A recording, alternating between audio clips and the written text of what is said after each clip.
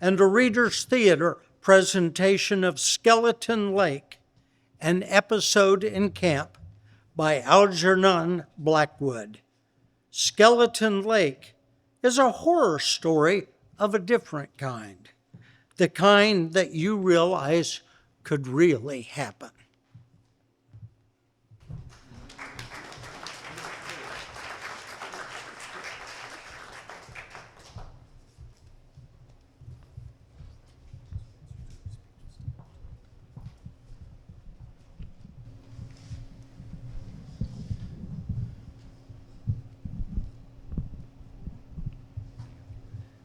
The utter loneliness of our moose camp on Skeleton Lake had impressed us from the beginning.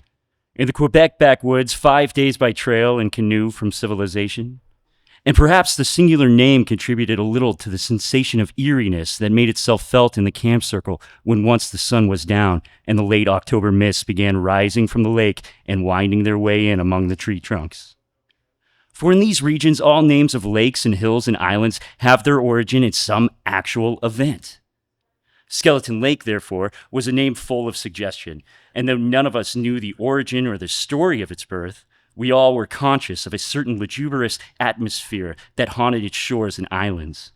And but for the evidence of recent moose tracks in its neighborhood, we should probably have pitched our tents elsewhere. For several hundred miles in any direction, we knew of only one other party of whites. They went into camp on Beaver Creek, 50 miles and more to the west of us. But that was 6 weeks ago, and seemed as many months, for days and nights pass slowly in these solitudes, and the scale of time changes wonderfully. Our men always seemed to know by instinct pretty well where them other fellows was moving. But in the interval, no one had come across their trails, or once so much as heard their rifle shots. Our little camp consisted of our professor, his wife, a splendid shot and keen woodswoman, and myself. We had a guide apiece and hunted daily in pairs from before sunrise till dark. It was our last evening in the woods, and the professor was laying in my little wedge tent discussing the dangers of hunting alone in couples in this way. The flap of the tent hung back and let in fragrant odors of cooking over an open wood fire. Everywhere there were bustle and preparation, and one canoe already lay packed with moose horns, her nose pointing southwards. If an accident happened to one of them, the survivor's story, when he returned to camp, would be entirely unsupported evidence, wouldn't it? Because you see, and he went on laying down the law after the manner of professors. Until I became so bored that my attention began to wander to pictures and memories of the scenes we were just about to leave. The hum of the professor's voice in time grew more soothing. A nod or a grunt was all the reply he looked for. Fortunately, he loathed interruptions. I think I could almost have gone to sleep under his very nose. Perhaps I did sleep a brief interval. Then it all came about so quickly, and the tragedy of it was so unexpected and painful, throwing our peaceful camp into momentary confusion, that now it all seems to have happened in the uncanny swiftness of a dream. First, there was the abrupt ceasing of the droning voice, and then the running of quick little steps over the pine needles, and the confusion of men's voices. And the next instant, the professor's wife was at the tent door, hatless, her face white, her hunting bloomers bagging at all the wrong places, a rifle in her hand, and her words running into one another anyhow. "Quick, Harry, it's Rushton! I was asleep and it woke me. Something's happened. You must deal with it." In a second, we were outside the tent with our rifles. My God, it is Rushton! I saw the guides helping, dragging a man out of a canoe. A brief space of silence followed in which I heard only the waves from the canoe washing up on the sand. And then immediately after came the voice of a man talking with amazing rapidity and with odd gaps between his words. It was Rushton telling his story, and the tones of his voice, now whispering, now almost shouting, mixed with sobs and solemn oaths and frequent appeals to the deity, somehow or other struck the false note at the very start, and before any of us guessed or knew anything at all. Something moved secretly between his words, a shadow veiling the stars, destroying the peace of our little camp and touching us all personally with an undefinable sense of horror and distrust. I could see that group to this day, standing halfway between the firelight and the darkness, a slight mist rising from the lake, the frosty stars, and our men in silence that was all sympathy, dragging Rushton towards the campfire. Their moccasins crunched on the sand and slipped several times on the stones beneath the weight of the limp, exhausted body. And I can still see every inch of the pared cedar branch he had used as a paddle on that lonely and dreadful journey. But what struck me most was the limp exhaustion of his body compared to the tearing rush of his words. A vigorous driving power was there at work, forcing out the tale, red hot and throbbing, full of discrepancies and the strangest contradictions. I think we all understood then, but it was only after many years that any of us dared to confess what he thought. There was Matt Morris, my guide, Silver Fizz, whose real name was unknown and who bore the title of his favorite drink, and huge Hank Milligan, all ears and kind intention. And there was Rushton, pouring out his ready-made tale with ever-shifting eyes, turning from face to face, seeking confirmation of details none had witnessed but himself and one other. Silver Fizz was the first to recover from the shock of the thing, and to realize, with the natural sense of chivalry common to most genuine backwoodsmen, that the man was at a terrible disadvantage. "Never mind telling it just now. Get a bite to eat first, and then let her go afterwards. You better have a horn of whiskey, too. It ain't all packed yet, I guess." Couldn't eat or drink a thing? Good Lord, don't you see, man? I want to talk to someone first. I want to get it out of me to someone who can answer. Answer! I've had nothing but trees to talk with for 3 days, and I can't carry it alone any longer. Those cursed, silent trees. I've told it 1,000 times. Now just see here, it was this way. When we started out from camp, He looked fearfully about him, and we realized it was useless to stop him. The story was bound to come, and come it did. Now, the story itself was nothing out of the way. It was the way he told it that made our flesh creep. He was near the truth all along, but he was skimming it. And the skimming took off the cream that might have saved his soul. Of course, he smothered it in words, odd words, too melodramatic, poetic, out-of-the-way words that lie just on the edge of frenzy. Of course, too, he kept asking us each in turn, scanning our faces with those restless, frightened eyes of his. what would you have done? What else could I do? And Was that my fault? But that was nothing, for he told his story boldly, forcing his conclusions upon us as if we had been so many wax cylinders of a phonograph that would repeat accurately what had been told us. And these questions he used to emphasize any special point that he seemed to think required such emphasis. The fact was, however, the picture of what had actually happened was so vivid still in his own mind that it reached ours by a process of telepathy which he could not control or prevent. Although his true-false words, this picture stood forth in fearful detail against the shadows behind him.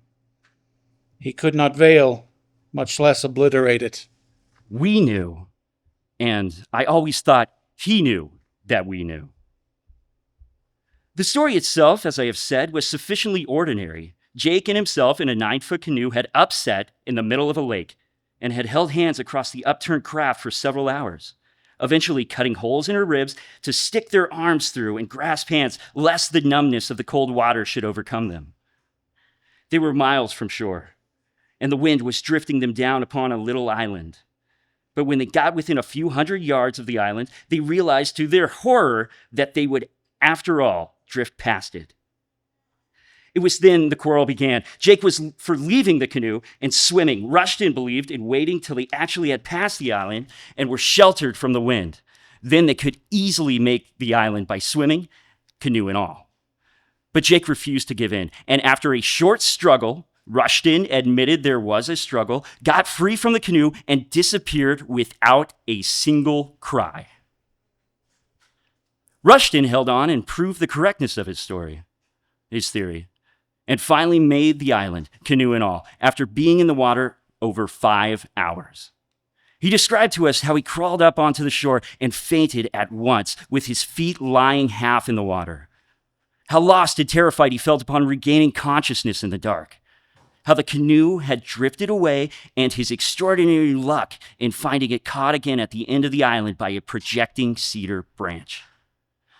He told us that the little axe, another bit of real luck, had caught in the thwart when the canoe overturned, and how the little bottle in his pocket holding the emergency matches was whole and dry. He made a blazing fire and searched the island from end to end, calling upon Jake in the darkness, but getting no answer, till finally so many half-drowned men seemed to come crawling out of the water onto the rocks and vanish among the shadows when he came up with them, that he lost his nerve completely and returned to lie down by the fire till daylight came. He then cut a bough to replace the lost paddles, and after one more useless search for his lost companion, he got into the canoe, fearing every moment he would upset again, and crossed over to the mainland.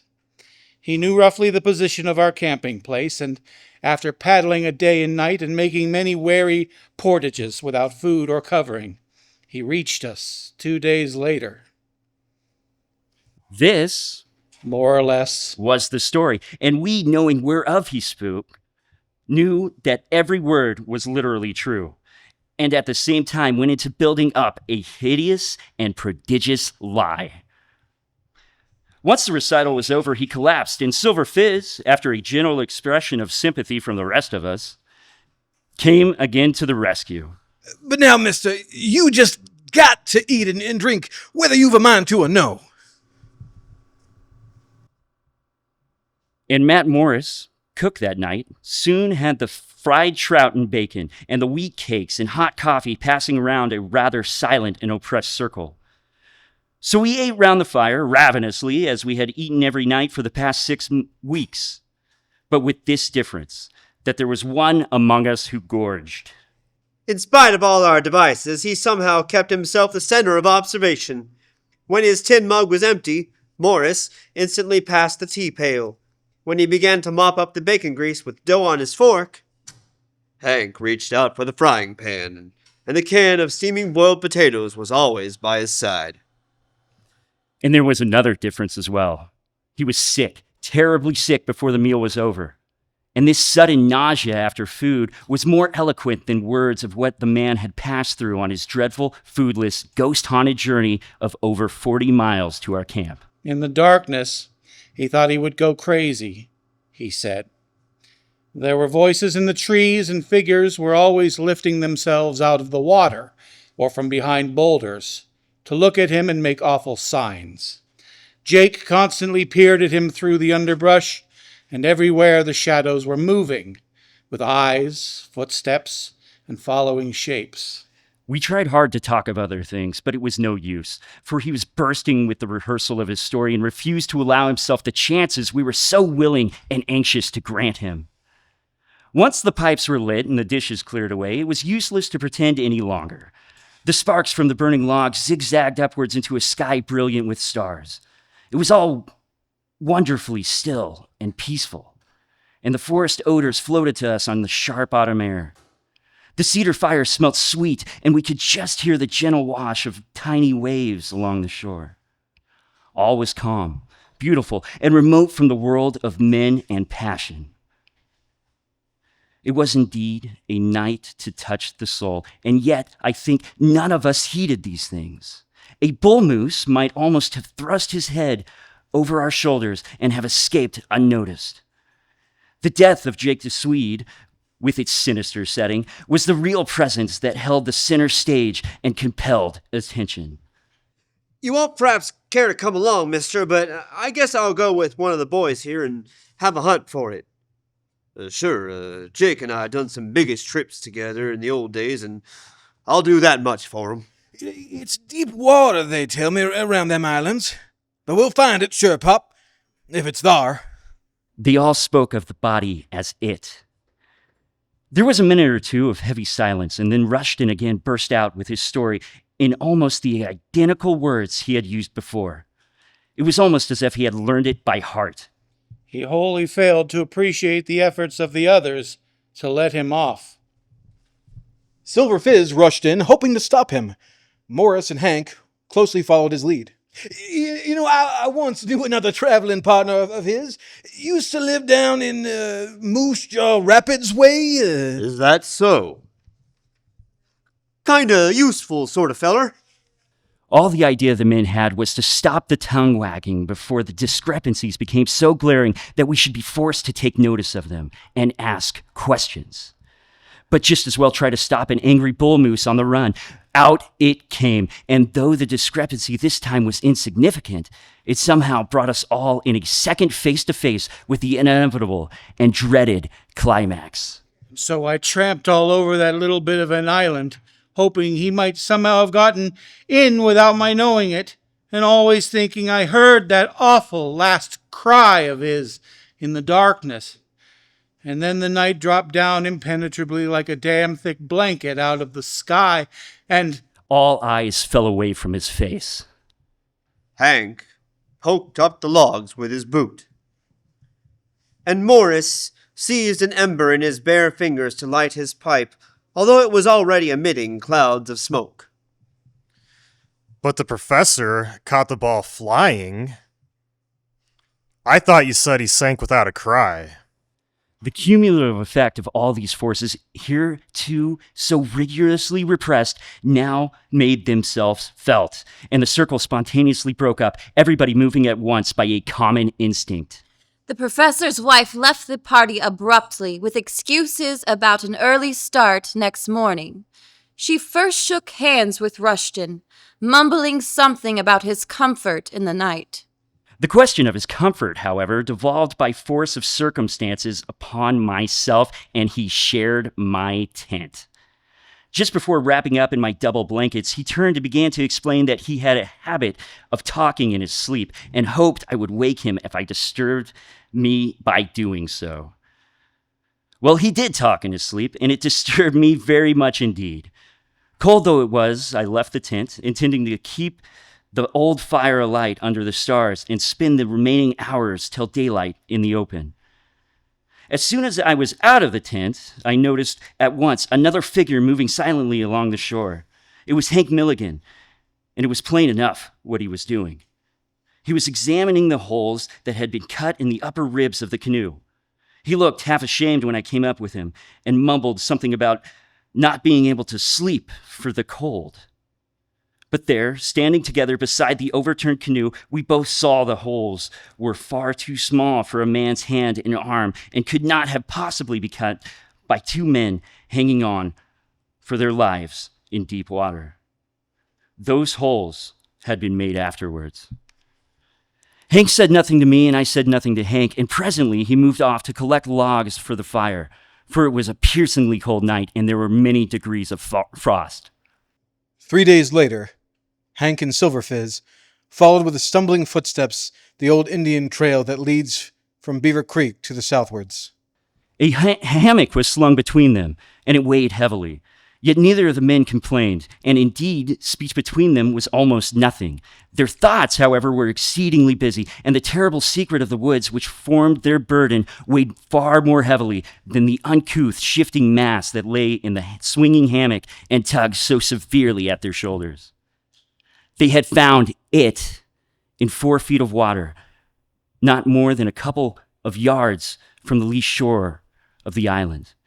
And in the back of the head was a long, terrible wound, which no man could possibly have inflicted upon himself.